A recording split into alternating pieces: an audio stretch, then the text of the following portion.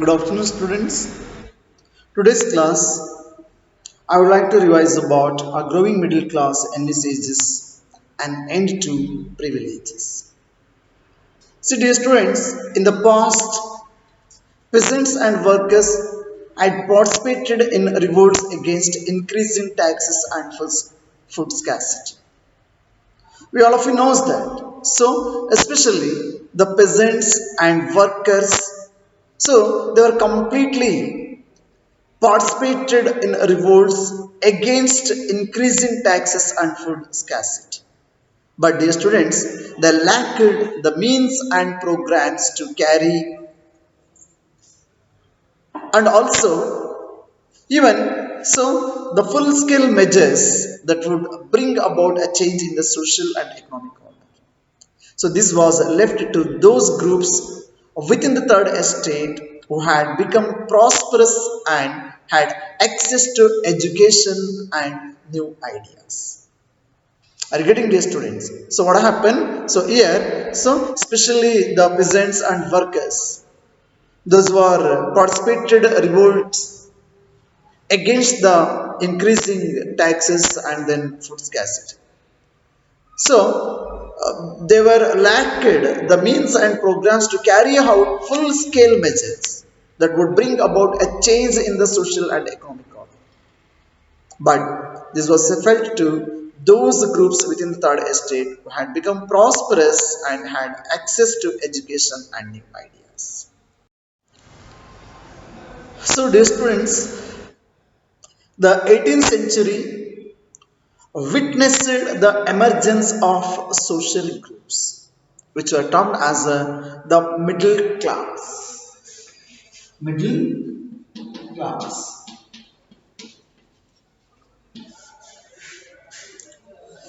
See, who earned their wealth through an expanding overseas trade and from the manufacture of goods such as woolen and even the silk textiles that were either exported or bought by the richer members of the society.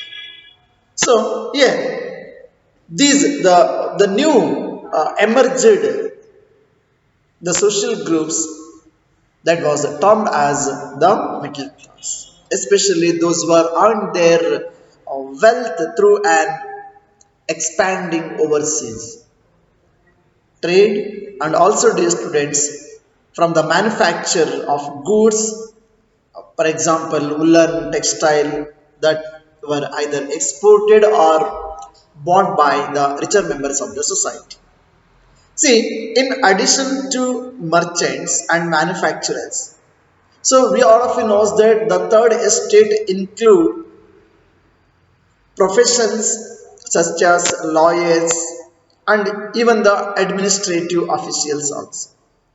See, all of these were educated and they were believed that no group in society should be privileged by birth. Whatever. So, all these, the different groups, those who are in the third estate, so they believed like that. So, according to them, no group in the society should be privileged by birth. Rather, a person's social position must depend on his merit instead of by birth.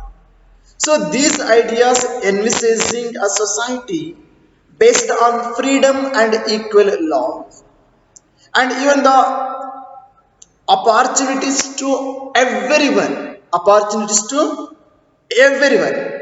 so were put forward by philosophers. So all these things were put forward by the different philosophers, scholars, social thinkers, political thinkers, for example John Locke and even the J.J. Rousseau, was well known as Jean Jacques Rousseau, and also dear students Montesquieu.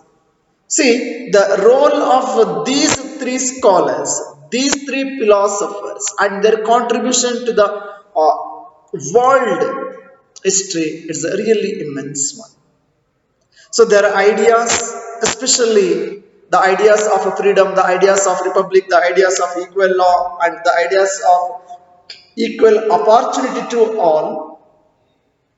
It's a really wonderful, and those ideas were actually based for the democratic ideas. So J.J. Rousseau, John Locke, and the Montesquieu. So here Rousseau was explained in his book, and even the Montesquieu also explained a lot of, especially the treatise of government, the two treatises of government. So there, Locke sought to refute the doctrine of the divine and absolute right of monarchy. So here, in his two treatises of the government, John Locke sought to refute the doctrine of the divine and absolute right of the monarch. And also, Rousseau carried the idea forward, proposing a form of government based on a social contract between people and their representatives. So, in his social contract, Rousseau was actually forwarded these ideas. It was the new method which was proposing a form of government based on a social contract between people and their representatives. In the spirit of the law, which was composed by the Montesquieu, so here it was proposed a division of power within the government. It's a very fantastic what we are actually following in the present democratic system. So Montesquieu was actually proposed a new idea in his The Spirit of the Laws, that is about a division of state power within the government between the legislature, the executive, and the judiciary, which we used to call as the three important organs of the democratic system of the government. See, this model of government was put into force in the USA.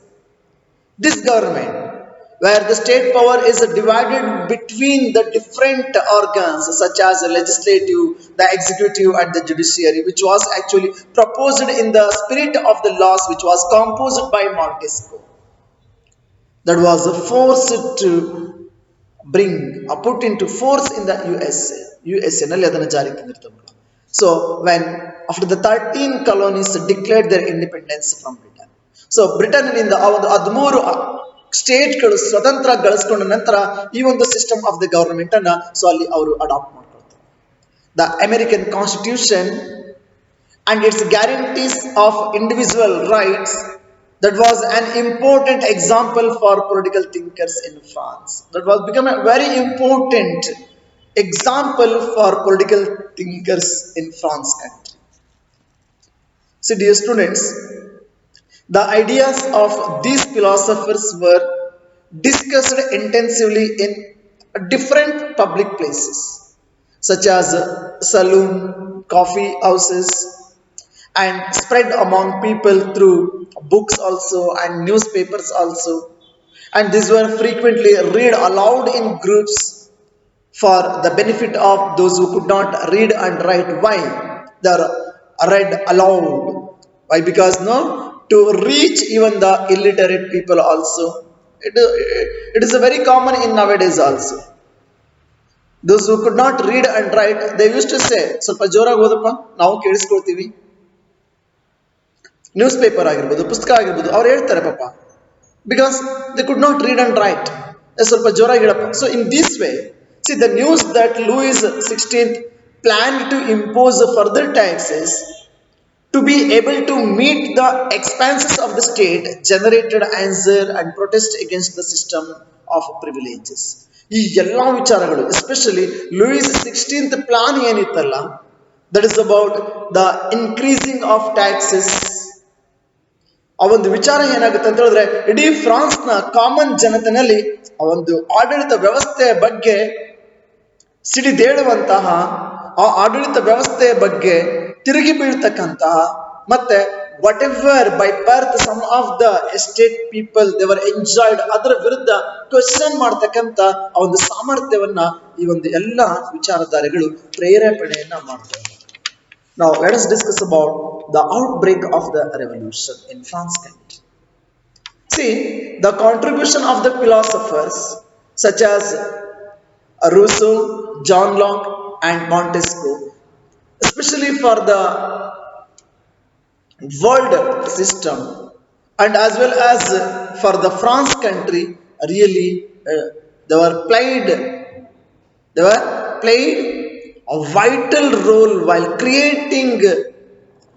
proposing the new ideas and the new form of the governments in their composition. Now let us discuss about the outbreak of the revolution.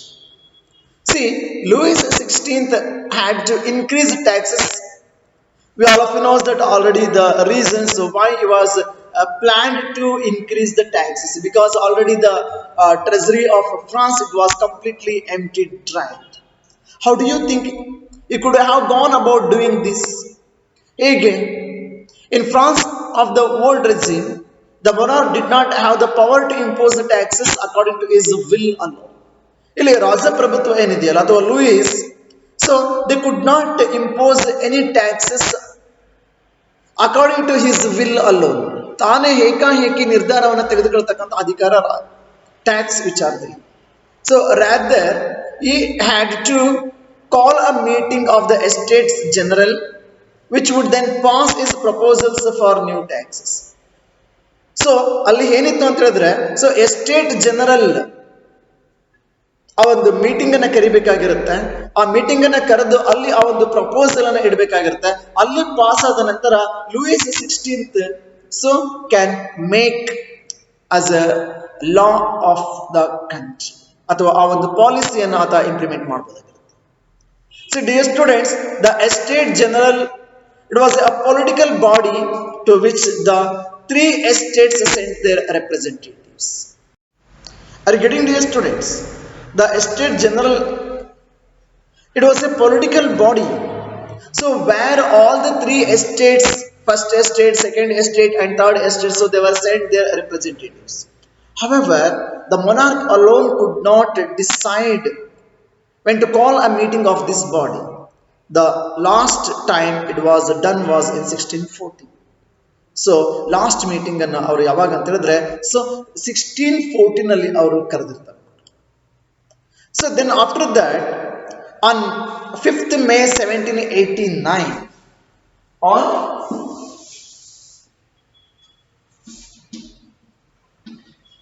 5th May 1780, Louis XVI was called together an assembly of the Estate General. So Louis XVI ಏನ್ ಮಾಡ್ತಾರೆ ಮಕ್ಕಳ? Louis XVI, so he was called an Estate General. For what purpose he was called? To pass proposals for new taxes. For that purpose he was called together an assembly of the Estate Generals. Are you getting now the purpose of this? To pass proposals of, especially to introduce new taxes to get approved. Are you getting now? To get approved. A resplendent hall in Versailles was prepared to host the delegates. Elli adu sertare. So especially, so the Estate General, they were actually planned to call in a Versailles Palace. The first and second estate sent 300 representatives to each. So first and second estate, so together they were sent 300 representatives. 300 representatives ಅನ್ನು ಕಳಿಸ್ತಾರೆ. Each farm, each estate. So who were seated in rows facing each other on one two sides. Are you getting, dear students? So first and second estate, each estates they were sent 300 representatives who were seated in rows facing each other on two sides. Then what about the third estate representatives? So here the third estate there were 600 members. So here 600 members of the third estates had to stand at the back. So there were no seating arrangement for third estate representatives. Those were representing third estate. So they were actually made them to stand back.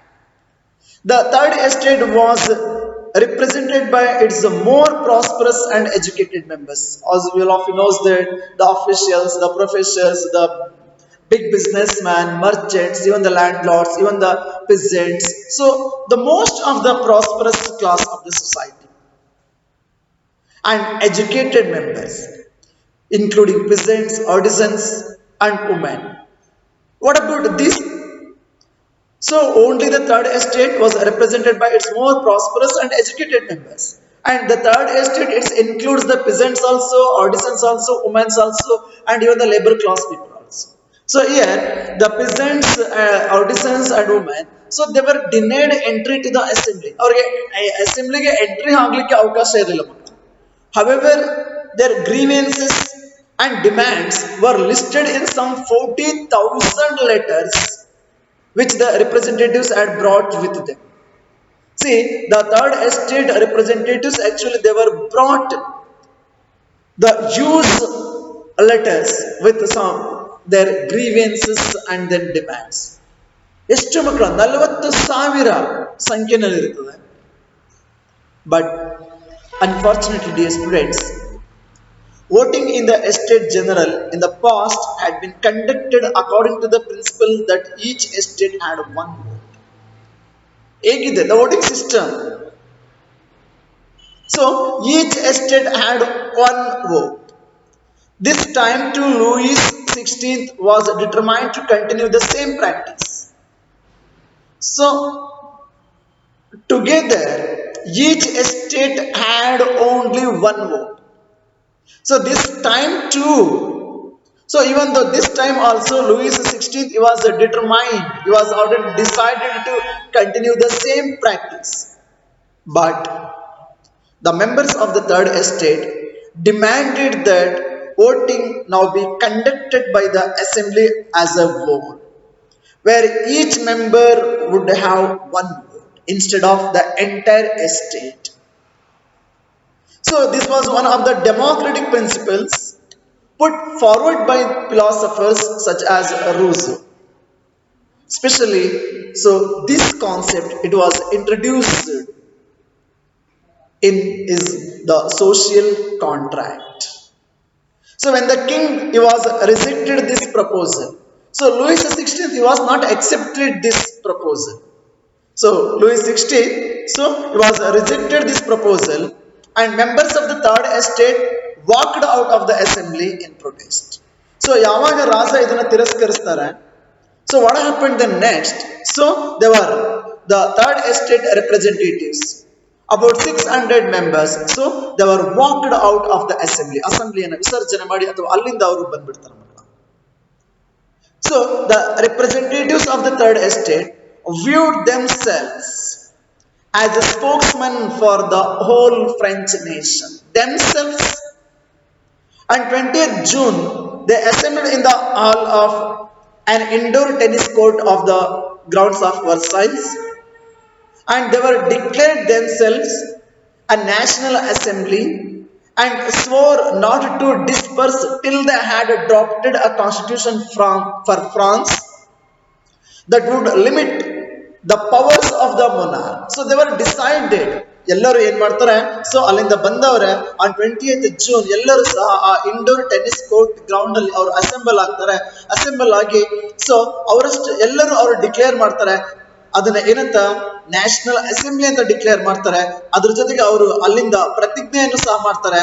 So until draft the constitution which is which would limit the powers of the monarch, ಅಲ್ಲಿಂದ ನಾವು ಕದಲೋಲ್ಲ ಅಂತ ಆ ಒಂದು ಪ್ರಮಾಣವನ್ನ ಮಾಡ್ತಾರೆ.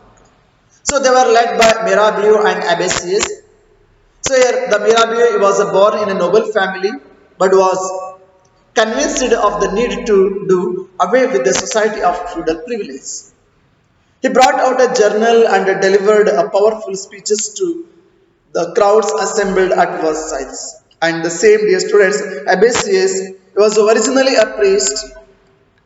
He was wrote an influential pamphlet which was called as a what is the third estate. So ಹೀಗೆ ಈ ಒಂದು ಇಬ್ಬರ ನಾಯಕತ್ವದಲ್ಲಿ ಈ ಒಂದು ಥರ್ಡ್ ಎಸ್ಟೇಟ್ ರೆಪ್ರೆಸೆಂಟೇಟಿವ್ಸ್ ಅವರು ಅಲ್ಲಿ ಗ್ಯಾದರ್ ಹಾಕಿ ಅಲ್ಲೊಂದು ಪ್ರತಿಜ್ಞೆಯನ್ನು ಮಾಡಿ ಒಂದು ಪ್ರಮಾಣವನ್ನು ಮಾಡಿ ಸೊ ಅಲ್ಲಿ ಒಂದು ನ್ಯಾಷನಲ್ ಅಸೆಂಬ್ಲಿ ಅಂತೇಳಿ ತಮ್ಮಷ್ಟು ತಾವೇ ಘೋಷಣೆ ಮಾಡಿಕೊಂಡು ಸೊ ಅವರು ಸಂವಿಧಾನವನ್ನು ಬರೀಲಿಕ್ಕೆ so which is especially which would actually limit the power of the king.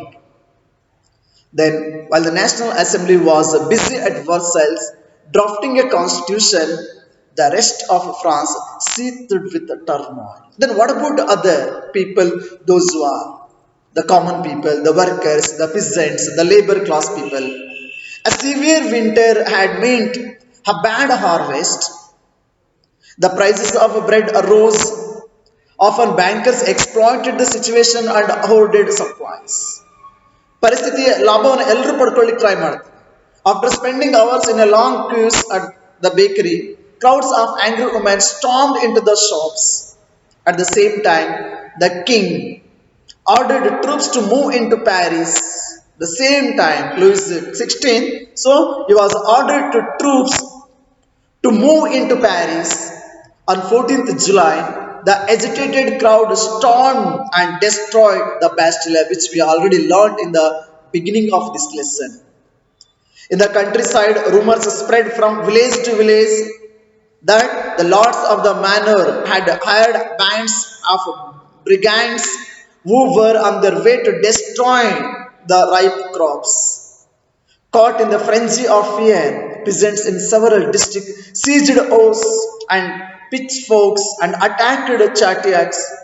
They looted, hoarded grain and burnt down documents containing records of manorial dues. So everything. A large number of nobles fled from their homes, many of them migrating to neighboring countries also. So faced with the power of his revolting subject, Louis XVI finally accorded recognition to the National Assembly and accepted the principle that his power would from now on be checked by a constitution. On the night of 4th August 1789, the assembly passed a decree abolishing the feudal system of obligations and taxes. Members of the clergy too were forced to give up their privileges also. Tithes were abolished and lands owned by the church were confiscated. As a result, the government acquires assets worth at least 2 billion livres. Are you getting this, students? The next class I am going to revise about how France becomes a constitutional monarchy. Thank you. Have a nice day.